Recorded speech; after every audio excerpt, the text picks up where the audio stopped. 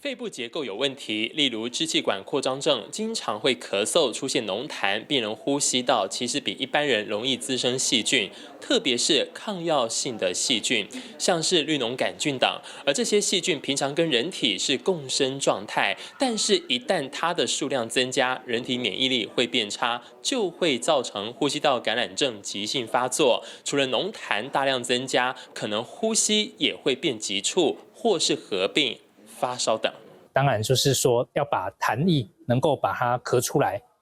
再来当然是抗生素的治疗也是非常重要的。所以在这个急性发作的状况下，我们的抗生素就非常的重要。那抗生素治疗了，如果一开始你在门诊拿了抗生素，治疗效果不显著，有的时候这进一步造成了这个肺炎，甚至是呼吸衰竭，就很需要一定要更进一步多团队的这个照顾。那另外一方面，我们平常也要注意肺部结构有问题的这些病人，他得到了一些病毒感染，也会诱发整个呼吸道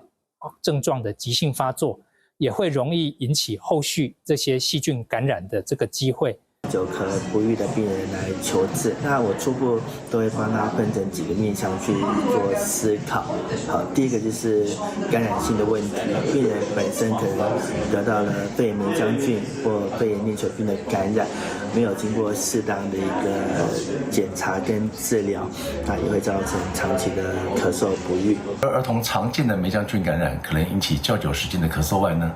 胃食道内流及过敏性鼻炎或鼻窦炎呢引起的鼻涕倒流，也跟成人一样是儿童常见慢性咳嗽的原因之一。但对儿童而言呢，不同年龄层会有不同好发的问题，也要依照各年龄层做不同的思考及鉴别诊断。如果是像鼻过敏跟鼻涕倒流的问题，一般会使用口服的抗组织胺、抵黏膜收缩的血管收缩的药物，以及鼻喷剂来治疗。那至于气喘引起的咳嗽，可以类固醇跟支气管扩张剂。如果怀疑感染，医师也会选择使用合适的抗生素来治疗。咳嗽其实是人体一种保护性反射，可防止异物吸入，也可将气管内的痰排出。但如果咳嗽持续太久，在成人持续8周或更长时间，在儿童则是持续4周以上的咳嗽，就称为慢性咳嗽。全世界的调查估计，大约10%的成人有这个问题，年纪越大，风险越高。根据芬兰的研究显示，每增加10岁，提升1.15倍的风险。慢性咳嗽不只是因为病毒感染呼吸道造成急性咳嗽不会好而造成，然而引起的原因其实非常多元，那必须找出潜在的疾病，而不是只用一般止咳化痰药来治疗，那才能根本解决慢性咳嗽的问题。那成人常见慢性咳嗽的原因包括慢性鼻窦炎导致鼻窦或鼻腔产生过多的分泌物，那因此鼻涕倒流至喉咙，引发咳嗽反射。常常这种咳嗽会延迟1个月以上，那很多病人都不知道这样的状况之下，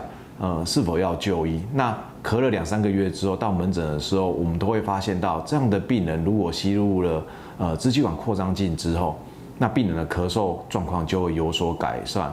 那我们的气管就像一条类似水管一样，那气管上面有黏膜，那感染久了之后，或有发炎久的时候，黏膜就会变厚。变厚之后，我们在气体在经过我们的气管的时候，就会比较少量。医师提醒民众，如果久咳不愈超过1个月，再加上家族没有气喘病史，是否因为咳嗽造成变异性的气喘，务必要避免长期咳嗽状况，尽速就医治疗，别让病情恶化。TVBS 新闻陈如环、蒋志伟台北采访报道。